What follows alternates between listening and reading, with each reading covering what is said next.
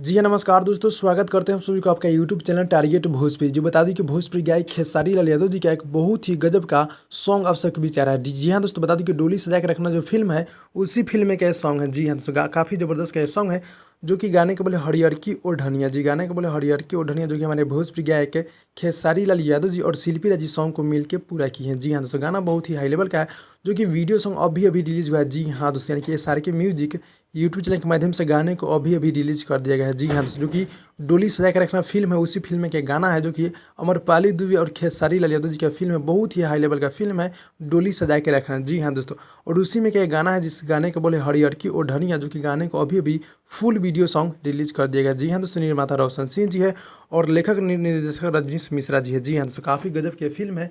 और गाने की बात कर ले तो गाना बहुत ही मज़ेदार है, बहुत ही हाई लेवल का है। जी हाँ दोस्तों, अगर आप लोग अभी तक गाने को नहीं सुने हैं तो जाकर सुन लीजिएगा SRK म्यूजिक यूट्यूब चैनल के माध्यम से। जी हाँ दोस्तों, और सुन लिए तो कमेंट में कमेंट कीजिएगा गाना सुनने में कैसा लगा। जी हाँ दोस्तों, तो भाई लोग मिलते हैं अगली वीडियो में, तब तक के लिए धन्यवाद।